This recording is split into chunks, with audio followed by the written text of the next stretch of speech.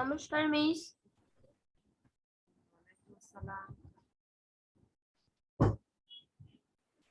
আসসালামু আলাইকুম মিস, আপনি কেমন আছেন মিস?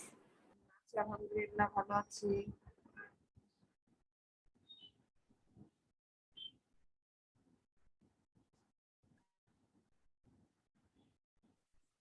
আসসালামু আলাইকুম মিস। আসসালামু আলাইকুম মিস। ওয়ালাইকুম আসসালাম।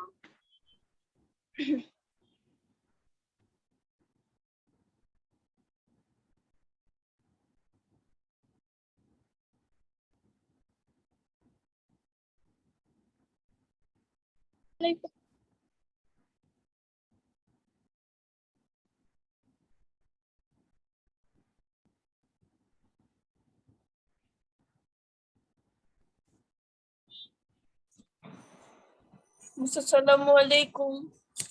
ওয়ালাইকুম আসসালাম।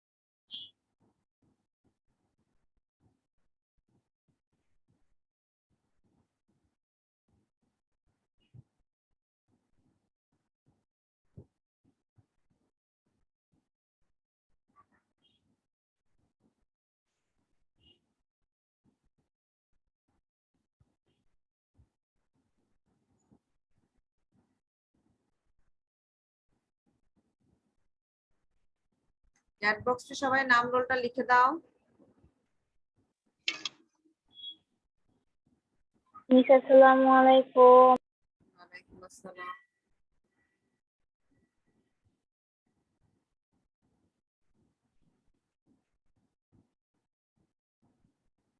এরা চ্যাট বক্সে নাম রোলটা লিখে ফেলো।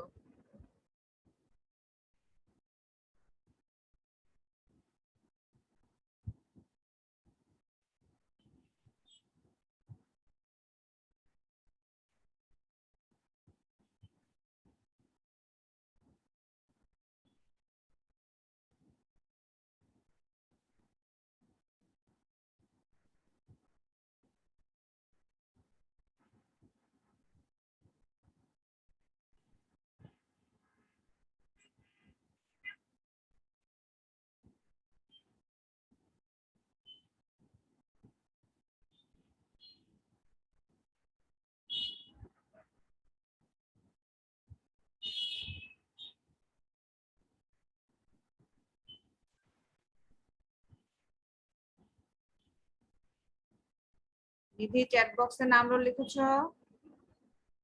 জি ম্যাম, লিখেছি। জি ম্যাম। আসসালামু আলাইকুম মিস। ওয়ালাইকুম আসসালাম। মিস আসসালামু আলাইকুম। সঞ্জিদা লিখেছো? সঞ্জিদা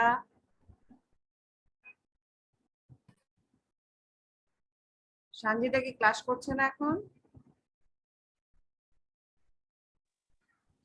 মিস ও কালকে ক্লাস করেনি, আজকে তো এখনো জয়েন করেনি।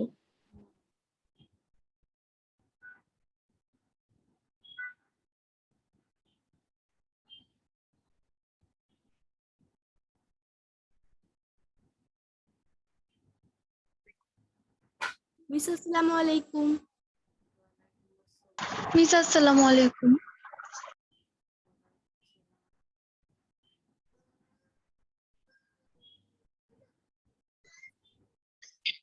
মিস আসসালামু আলাইকুম। ওয়ালাইকুম আসসালাম।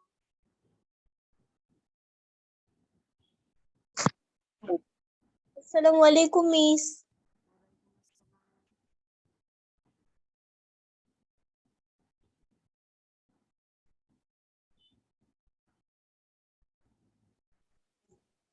আসসালামু আলাইকুম মিস। আচ্ছা, 9টা 5 বাজে, আমরা 22 জন হয়েছি, ঠিক আছে? 9টা 5 বাজে আমরা 22 জন হয়েছি, তাহলে কি আমরা ক্লাসটা শুরু করি, তাই না? ম্যাম।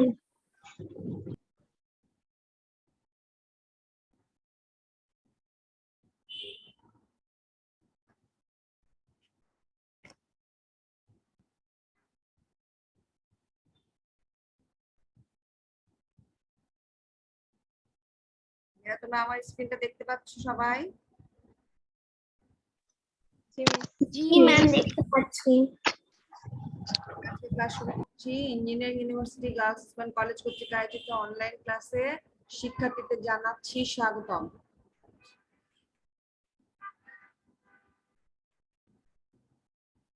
শ্রেণী ষষ্ঠ, বিষয় বাংলাদেশ ও বিশ্ব পরিচয়। সবাই কি বইটা নিয়ে বসেছো মেয়েরা? জি ম্যাম। জি ম্যাম।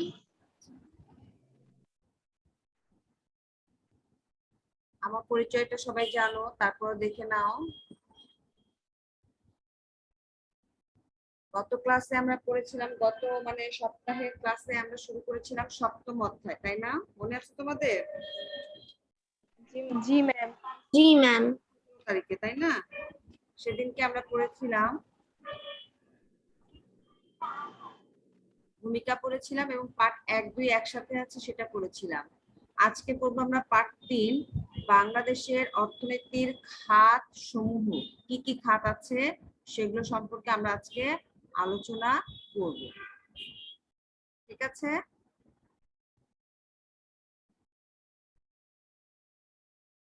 শিখন ফল, এখান থেকে আমরা যেসব বিষয়ে জানতে পারবো সেটা হচ্ছে বাংলাদেশের অর্থনৈতিক খাত সমূহ বর্ণনা করতে পারবে। কি কি খাত আছে সেগুলো তোমরা বর্ণনা করতে পারবে। আর কি পারবে?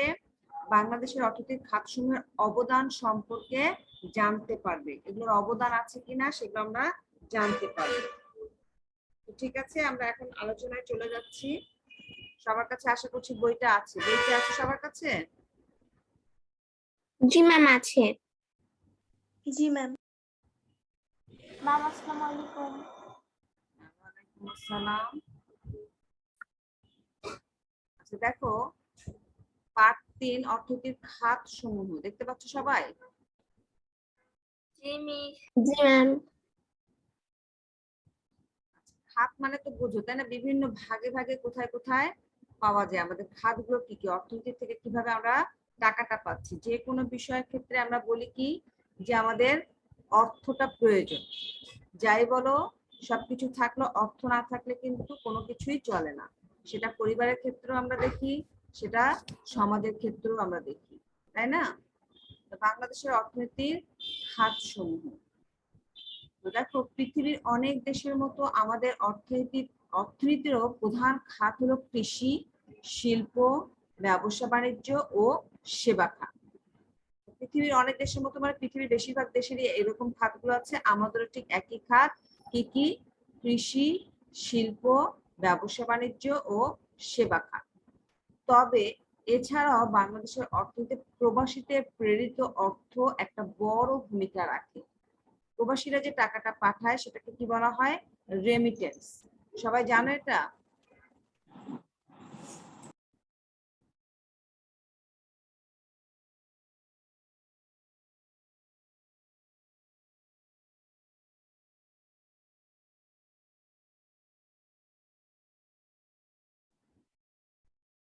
তো প্রবাসীরা যে টাকাটা পাঠায় সেটাকে কি বলা হয় জানো তো?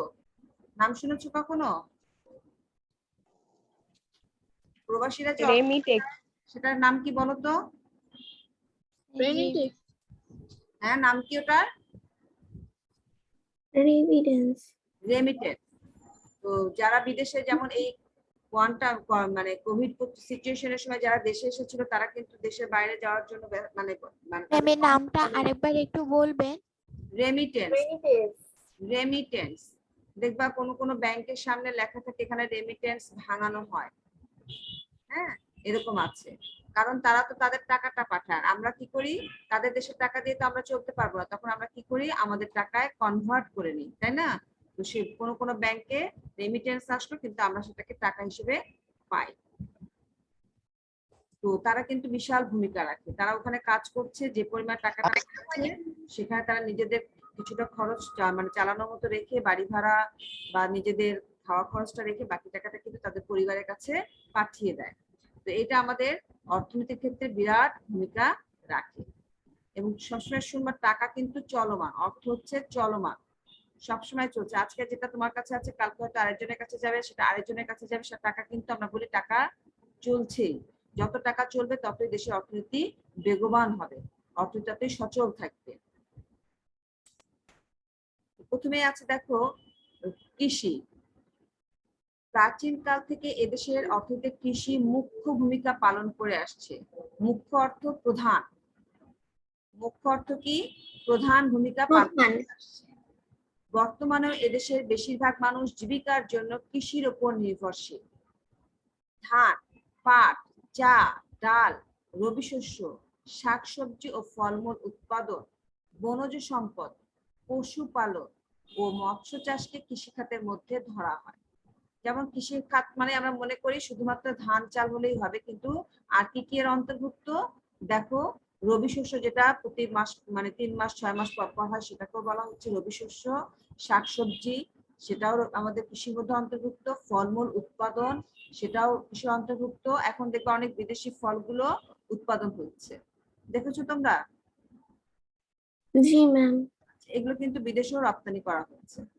বনজ সম্পদ, বন থেকে যেগুলো আমরা সম্পদ আহরণ করি সেখান থেকে মধু পাওয়া যায়, সেটাও হচ্ছে আমাদের কৃষি সম্পদের মধ্যে অন্তর্ভুক্ত। ম্যাম রবি শস্য মানে আরেকবার একটু বলা যাবে? বলছো আমি শুনতে পাইনি, বলো।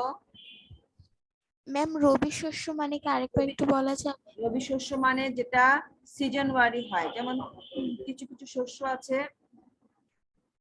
কিছু কিছু শস্য আছে 3 মাস পর পর হয়, 6 মাস পর পর হয়, এরকম আছে না, এটাকে বলা হয় রবি শস্য। মৌসুম ভিত্তিক যে ফসল সেটাকে বলা হয় রবি শস্য। জি ম্যাম। মৎস্য চাষকে কৃষি খাতের মধ্যে ধরা হয়।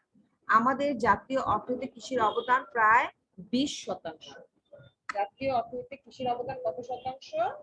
20%। 20%।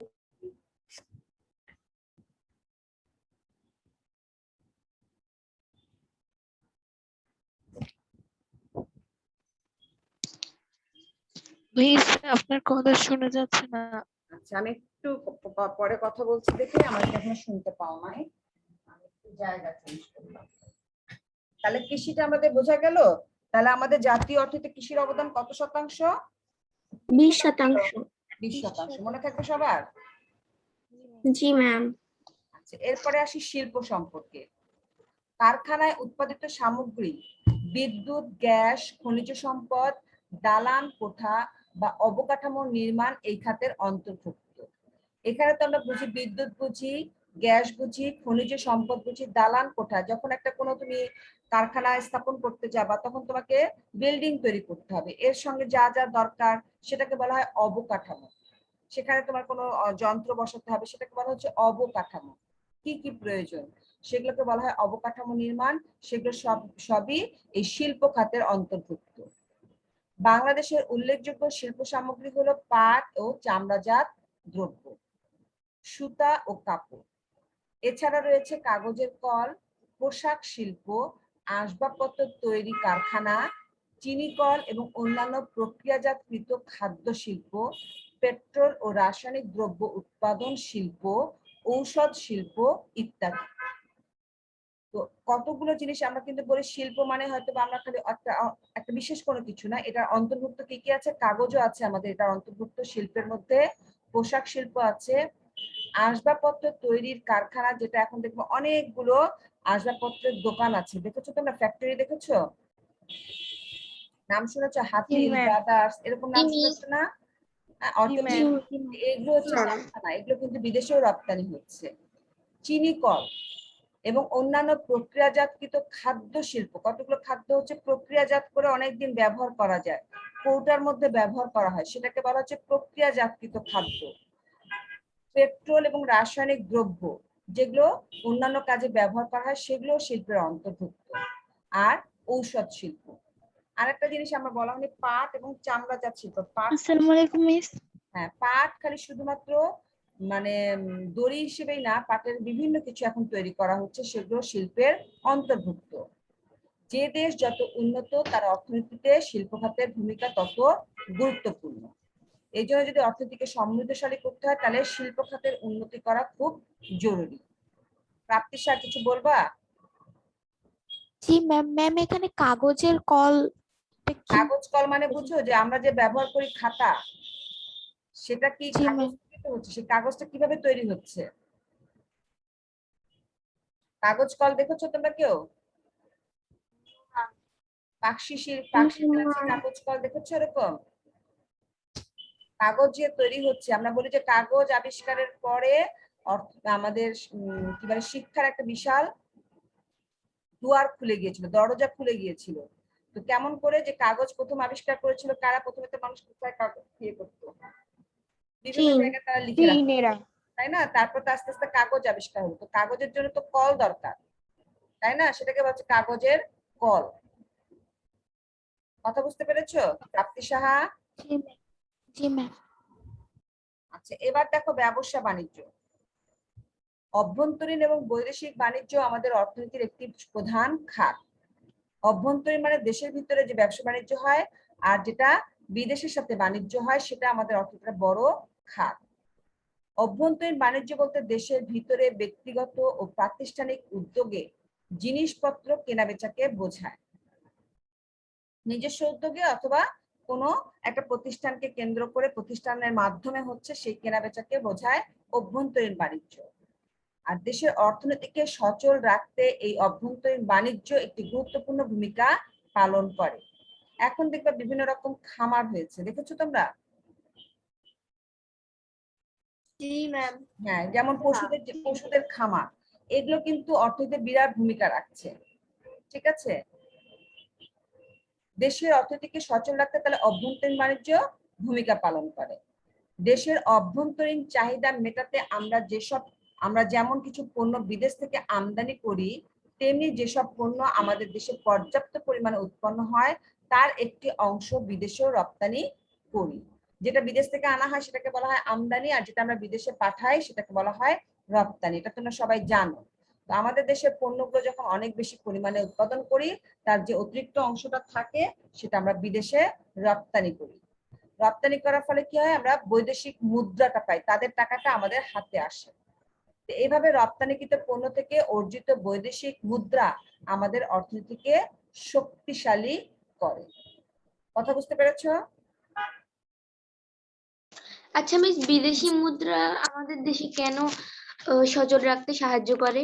বিদেশের টাকা যদি একটা দেশে, যখন আমাদের দেশে কতগুলো টাকা আছে, হ্যাঁ, সেটা বিদেশের টাকাগুলো তো অনেক টাকা না, বিক্রি করলে তো টাকা আসে, তাই না? বিক্রি করলেই তো টাকাটা আসে। তাহলে বিদেশের টাকাটা যখন আসে, যেটা আমাদের দেশের টাকা না, আমরা খালি জাস্ট পণ্যটা দিয়ে দিচ্ছি আর টাকাটা পাচ্ছি, তাহলে কি আমাদের অর্থনীতিকে শক্তিশালী করছে না? জি ম্যাম। যখন মনে করো কোনো কেউ মানে বাসায় কোনো একটা, যারা ছাদে যদি মনে করো একটা কৃষি কাজ করো, অনেকে আছে বাসায় এই পেঁয়াজ করছি, কোন একটা ফসল উৎপাদন করে, তাই না? অনেকের বাসায় আমি জানি আছে। তো সেটা যদি মনে করো অনেক বেশি হয়, তখন যখন বিক্রি করা হয় তখন টাকাটা কি আসে না ঘরে? আসে, বাড়িতে টাকাটা আসছে না, তখন কি দেশটা মানে বাড়িটাতে কি টাকার পরিমাণটা বাড়লো না? তো এরকম ভাবে যখন বৃহত্তর পরিসরে চিন্তা করবা যে দেশের কোনো কিছু বেশি উৎপাদন করার পরে বিদেশে পাঠানো হচ্ছে, তখন টাকাটা যখন আসলো, তাহলে আমাদের অর্থনীতিটা কি শক্তিশালী হলো না? দেশের অর্থনীতি শক্তিশালী হওয়া মানে আমাদের অর্থনীতি শক্তিশালী হওয়া, কারণ আমরা দেশের জনগণ, আমরা দেশের একটা অংশ। এবার দেখি আমরা সেবা খাত সম্পর্কে। যে কোনো দেশের অর্থনীতির সেবা খাত একটা বড় ভূমিকা পালন করে। শিক্ষা, স্বাস্থ্য, আবাসন, পরিবহন বা যোগাযোগ ব্যবস্থা, ব্যাংক, বীমা, জনপ্রশাসন, আইন শৃঙ্খলা বাহিনী, এগুলো হলো সেবা খাতের উদাহরণ। শিক্ষা তো বুঝো, যে শিক্ষা দেখবা কতগুলো সরকারি স্কুল কলেজ সরকার নিজে থেকেই করে দিয়েছে, সরকার এখান থেকে কত টাকা আয় হচ্ছে সেটা বড় কথা না। দেখবা যেগুলো সম্পূর্ণ সরকারি স্কুল তাদের বেতনও অনেক কম, ঠিক আছে? তো তাতে কি হচ্ছে, শিক্ষা খাতে কিন্তু সরকার জাস্ট সেবা করার জন্য এই কাজটা করছে। স্বাস্থ্যের জন্য বিভিন্ন রকম হাসপাতাল তৈরি করে দিয়েছে। আবাসনের জন্য দেখবো সরকার বিভিন্ন রকম বিল্ডিং গুলো তৈরি করে দিচ্ছে, যে খালি সরকারি মানুষরা থাকবে। হ্যাঁ, সরকারে কিন্তু এখান থেকে কত টাকা ভাড়া পায়, কিন্তু তারা করছে এটা জাস্ট সেবা করছে। পরিবহন ও যোগাযোগ ব্যবস্থা, যেমন পরিবহন ব্যবস্থা, এই যে রেল ট্রেন বাসগুলো আছে, বিআরটিসি, এগুলো হচ্ছে সরকারের বাসের ব্যবস্থা, নামমাত্র টাকা নেয়। হ্যাঁ, কিন্তু তারা কাজ করছে। ব্যাংক বিমা আছে, সরকারি ব্যাংক বিমা আছে, জনপ্রশাসন আছে, আইন শৃঙ্খলা বাহিনী আছে। ব্যাংক বিমা কি? হ্যাঁ, একটু জোরে বলো। ব্যাংক বিমা। ব্যাংক বিমা, সরকারি ব্যাংকগুলো আছে, দেখো না যে আমরা টাকা রাখি বা টাকা ওইখান থেকে পাই, এরকম আছে না, আমাদের টাকাগুলো বাসায় কোথায় রাখবো, কোথায় রাখলে নিরাপদ হবে। ঠিক আছে, একটা বীমা আছে না, যে এই এতদিন তুমি যদি টাকাটা রাখো তাহলে তুমি এই পরিমাণ একটা লাভ পাবা। বুঝতে পেরেছো? তো এগুলো হচ্ছে সেবা খাতের উদাহরণ। সরকার এখান থেকে কত টাকা লাভ করবে সরকার কিন্তু এটা চিন্তা করে না। সরকার খালি চিন্তা করে কিভাবে জনগণকে সেবা দেওয়া যায়, জনগণ যাতে সন্তুষ্ট থাকে, এইটাই সরকার চিন্তা করে। এটাকে বলা হচ্ছে সেবা খাত। সরকারি ও বেসরকারি উভয় উদ্যোগে এই খাতটি পরিচালিত হয়। শুধুমাত্র সরকার যে করে তা না, অনেক সময় বেসরকারি খাতেও এই ধরনের প্রতিষ্ঠানগুলো আছে, যেমন স্কুলগুলো আছে, তাই না, অনেক হাসপাতাল আছে, ক্লিনিক গুলো আছে, এগুলো বেসরকারি উদ্যোগেও করা হয়। তো যে দেশ যত উন্নত এবং জনগণের কল্যাণকে যত বেশি গুরুত্ব দেয়, সেখানে এই সেবা খাতটি ততই শক্তিশালী। তো যে দেশ উন্নত এবং জনগণের কল্যাণকে গুরুত্ব দিতে হবে। একসময় ছিল বাংলাদেশে কিন্তু অনেক বেশি এরকম হাসপাতাল বা ক্লিনিক গুলো ছিল না, খালি সরকারি গুলোই ছিল, বেসরকারি গুলো খুব একটা ছিল না। তাতে কি হতো, মানুষের কিন্তু অসুবিধা হতো, অনেক দীর্ঘ লাইন, সরকারি হাসপাতালে দীর্ঘ লাইন দিয়ে থাকতে হতো। এখন কিন্তু এই জিনিসগুলো আর নাই। বেসরকারিগুলোতে কি হয়, একটু খরচটা বেশি হয়, কিন্তু সেবাটা তো দিচ্ছি, যখন আমরা সেবাটা পাই তখন কিন্তু ওই খরচটাকে আমরা তখন একটু আড়াল করি, মানে একটু আচ্ছা ঠিক আছে, সেবাটা তো পেয়েছি, জীবনটা তো বাঁচাতে পেরেছি, সেক্ষেত্রে তখন আমরা এটাকে কিছুটা ছাড় দেওয়া হয়। ঠিক কি না? জি ম্যাম। সেই জন্য এই সেবা খাতগুলো কিন্তু খুব গুরুত্বপূর্ণ। দেখো, অর্থনৈতিক খাত সমূহের অবদান আছে কিনা, এগুলো আমাদের অর্থনীতিকে কিভাবে অবদান রাখছে, এবং এক পর্যায়ে তোমরাও কিন্তু দেশের জনগণ, তোমরা চিন্তা করবা দেশের অর্থনীতিকে কিভাবে আরো বেশি সচল রাখা যায়। আধুনিক রাষ্ট্রে কৃষি, শিল্প, ব্যবসা ও সেবা, এই খাতগুলোর কোনোটির গুরুত্ব অন্যটির চেয়ে কম নয়। সবগুলোরই গুরুত্ব সমান, মানে বলা যাবে না যে এটার গুরুত্ব সবচেয়ে বেশি, এটা একটু কম, তা কিন্তু না, প্রত্যেকটারই গুরুত্ব আছে। কৃষি খাত দেশের মানুষের খাদ্য চাহিদা পূরণ করার পাশাপাশি শিল্পের জন্য কাঁচামাল সরবরাহ করে। সরবরাহ করা মানে কি, যোগান দেয়। শিল্পের জন্য কি, শিল্পের জন্য কি হয়, কাঁচামালেরও প্রয়োজন আছে, আছে কি নেই? জি ম্যাম আছে। আছে। কারণ তুমি যদি কাপড় বুনতে যাও, তাহলে তোমাকে সুতা তৈরি করতে হবে, তাহলে সুতাটা কোথা থেকে আসবে? সুতাটাও আসবে দেখবা কিসের থেকে আসছে, পাট থেকে সুতা আসছে, তুঁত গাছের থেকেও সুতা আসছে, রেশম কাপড় দিয়ে সুতা হচ্ছে। তাহলে সেজন্য বলছে কৃষি খাতে দেশের মানুষের খাদ্য চাহিদা পূরণ করার পাশাপাশি শিল্পের জন্য কাঁচামাল সরবরাহ করে। শিল্প খাত খাদ্য, বস্ত্র, ঔষধ, আবাসন প্রভৃতির চাহিদা মেটানো ছাড়াও নাগরিকদের জন্য কর্মসংস্থানের সুযোগ সৃষ্টি করে। তাহলে শিল্প খাত আমাদের খাদ্যের চাহিদা মেটাচ্ছে, আমাদের বস্ত্রের চাহিদা মেটাচ্ছে, ঔষধের চাহিদা মেটাচ্ছে, আবাসন, এগুলোর চাহিদা মেটানোর পাশাপাশি এখানে তো মানুষ কাজ করতে হবে, তাহলে কাজ কারা করবে? আমাদের জনগণকেই কাজ করতে হবে। এর ফলে কি হচ্ছে, জনগণ কাজ করার সুযোগ পাচ্ছে এবং এই কাজের বিনিময়ে তারা অর্থ পাচ্ছে।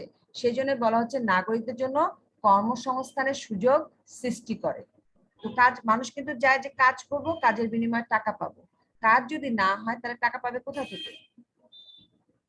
বসে বসে কিন্তু কেউ টাকা নিতেও চায় না। দেখবা কোনো মানুষকে তুমি যদি, মানে সচেতন মানুষ বলে যে না আমি কাজের বিনিময়ে টাকা নিব, কিন্তু বসে বসে শুধু বসে থাকবো, কেউ টাকা দিলেও সেটা নিতে চাইবে না, বলবে কি না আমি সাহায্য নিব না, আমি কাজের বিনিময়ে টাকা নিব। এই কাজের ব্যবস্থাটা করতে হবে, সেটাকে বলা হচ্ছে কর্মসংস্থান। কথা বুঝতে পেরেছো? সবাইকে আমার কথা শুনতে পাচ্ছ মেয়েরা? জি ম্যাম, শুনতে পাচ্ছি। ব্যবসা খাত অভ্যন্তরীণ বাজারে পণ্য সামগ্রীকে সহজলভ্য করার পাশাপাশি বিদেশ থেকে মূল্যবান বৈদেশিক মুদ্রা উপার্জন করে। বিদেশের টাকা মানে দেখবা যে $1, ওখানকার $1 সমান সমান বাংলাদেশের গড়ে কত টাকা ধরা হয় বলো তো? মিস 80 টাকা। 80 টাকা। তাহলে বলো, ওদের $1 সমান আমাদের বলে যে এত ডলার পাওয়া যায়।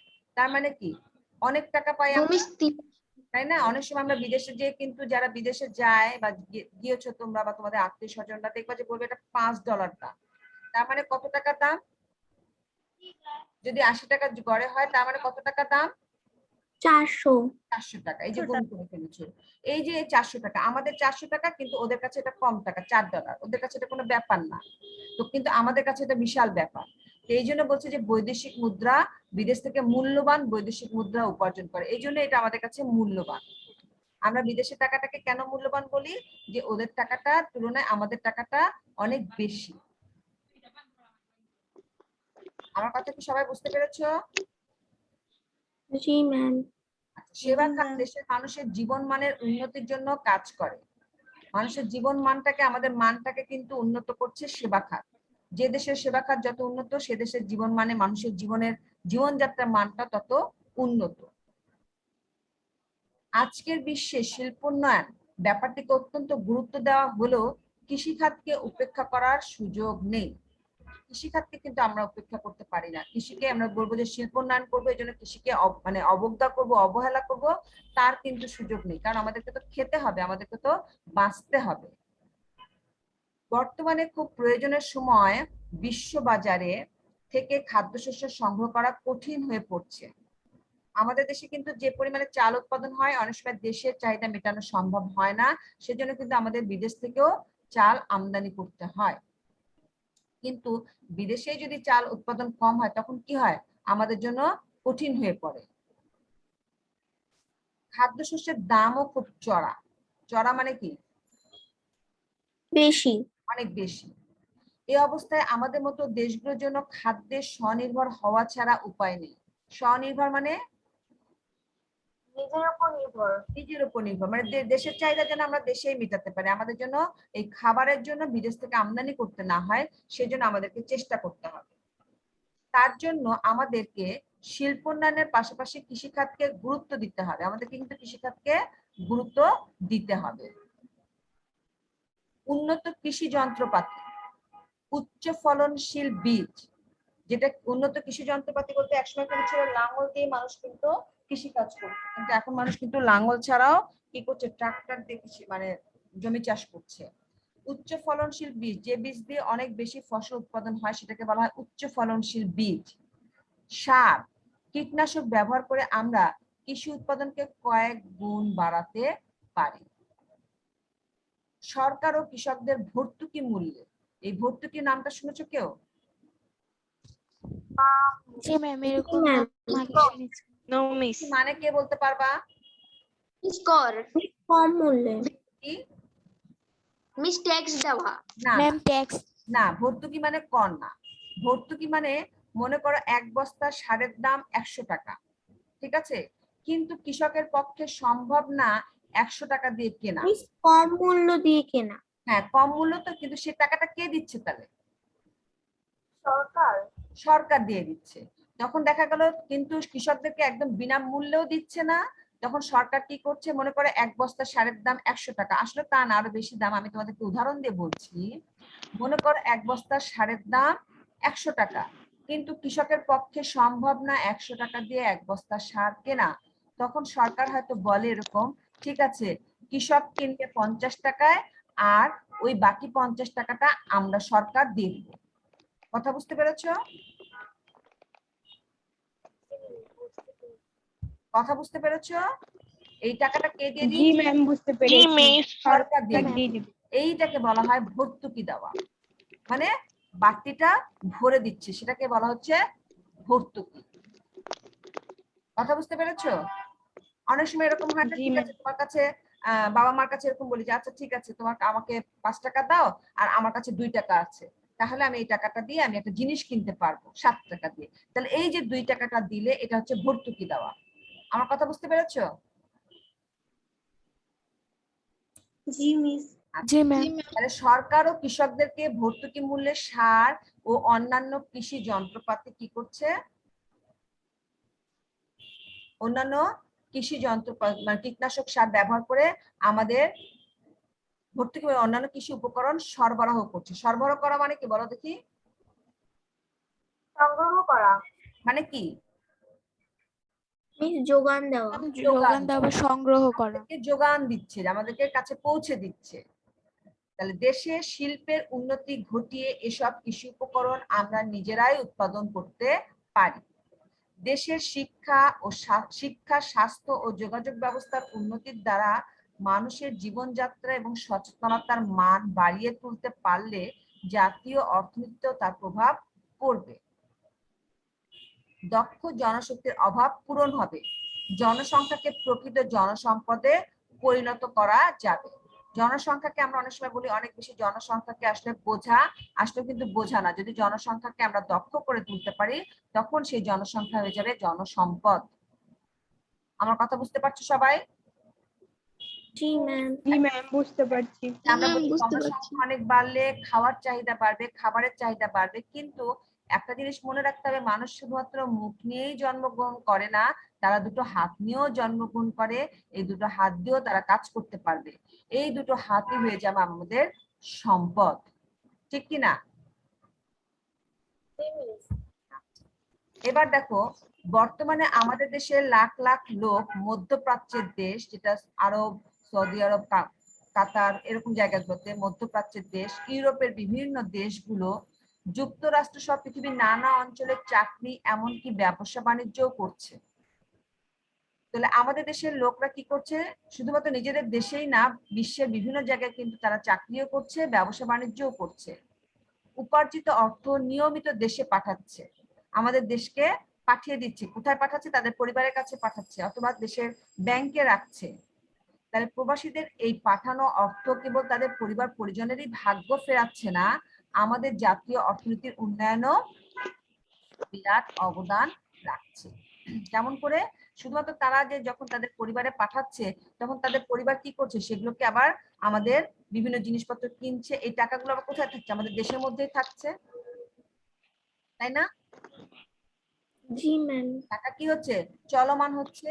যেমন আজকে আমার কাছে আছে, কালকে চালের দোকানের কাছে যাবে, চালের দোকানদার আবার পরের দিন তেল কিনবে, সয়াবিন তেলের দোকানে যাবে, সয়াবিন তেল আবার পরের দিন গ্যাস কিনবে, গ্যাসের দোকানে যাবে। এই যে বিভিন্ন ভাবে টাকা চলমান হচ্ছে, সেটাকে বলছে আমাদের উন্নয়নে, আমাদের জাতীয় অর্থনীতির উন্নয়নে বিরাট অবদান। আজকে পাঠে বুঝতে বা 3 পাঠটা বুঝতে কারো অসুবিধা আছে? No ma'am. আচ্ছা দেখো, কাজ 1 দেখো আছে বাংলাদেশের সেবা খাতে একটা তালিকা তৈরি করো, ঠিক আছে?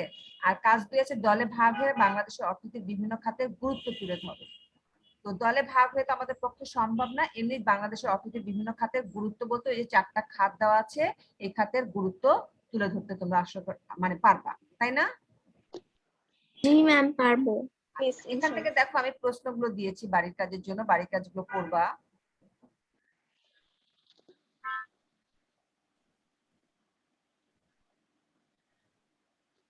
এই যে শিখন ফলটা দেখিয়েছিলাম, অর্থনৈতিক খাতসমূহ বর্ণনা করতে পারবে, আর দিয়েছিলাম বাংলাদেশের অর্থনৈতিক খাতসমূহের অবদান সম্পর্কে জানতে পারবে।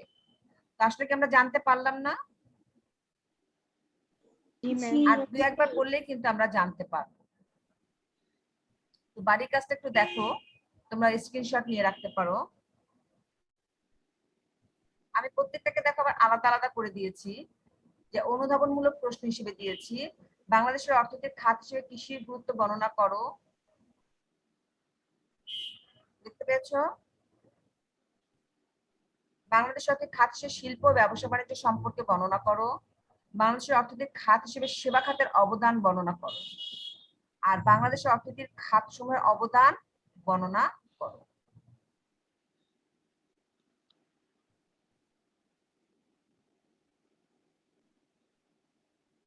পারা যাবে উত্তরটা? জি ম্যাম। পারবা? জি ম্যাম, পারবো। জি মিস।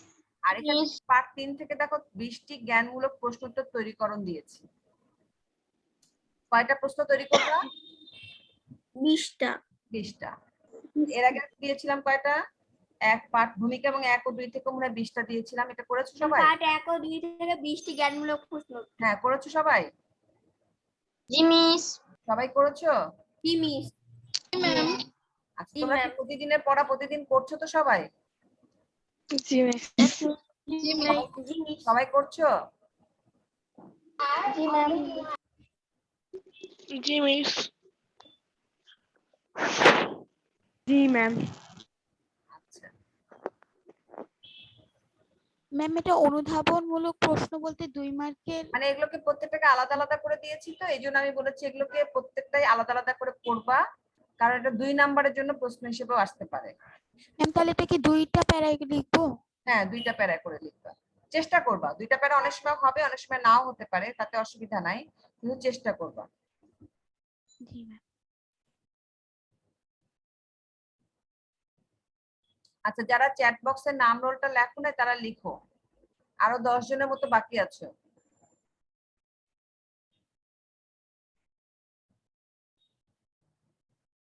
চ্যাট বক্সে এখনো অনেকে নাম রোলটা লেখো নাই, লেখো।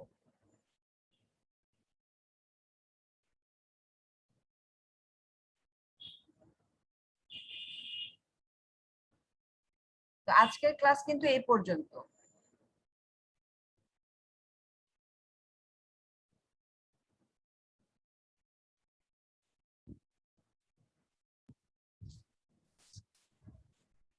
সবার নাম রোল লেখা হয়েছে আশা করি। জি ম্যাম। তো বাকি নেই তো?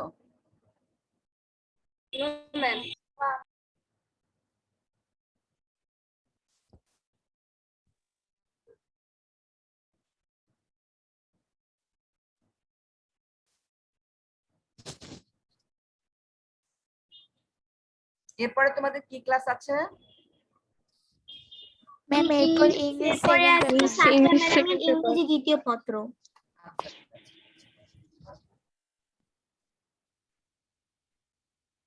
তো কিন্তু তোমাদের পার্টিসিপেন্টস এর সংখ্যাটা কমে যাচ্ছে, কারণটা কি? লিফট হয়ে যাচ্ছে। এই কারণে মনে হয়। হ্যাঁ, এখন না, মানে এখন কমছে তা না, এমনিতেই টোটালি কমছে তোমাদের, কারণটা কি জানো কেউ? তোমাদের গ্রুপে কথা হয়? যেমন আমরা পেতাম 50, 60, 75 এরকমও পেয়েছিলাম, কিন্তু এখন দেখা যাচ্ছে যে আজকে মনে হয় 35-36 জন তোমরা জয়েন করেছিলে, কারণটা কি?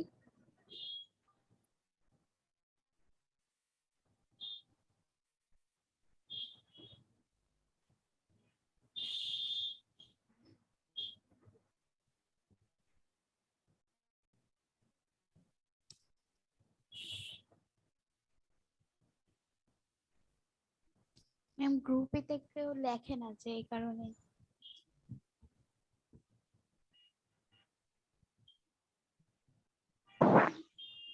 সবার স্ক্রিনশট কি নেওয়া হয়েছে?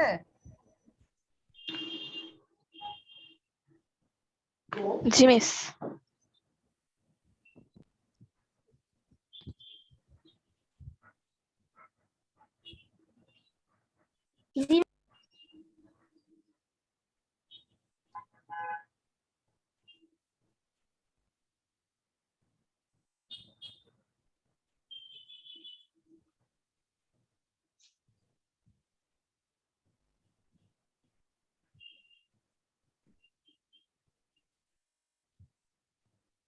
ঠিক আছে, সবাই ভালো থেকো, সবাইকে আল্লাহ হাফেজ। যারা এতক্ষণ আমার সাথে ক্লাসে জয়েন করেছিল তাদেরকে ধন্যবাদ, আর যারা জয়েন করে নাই তাদেরকে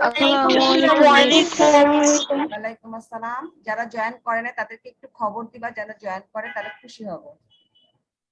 আসসালামু আলাইকুম ম্যাম। ওয়ালাইকুম আসসালাম, সবাইকে আল্লাহ আসসালামু আলাইকুম।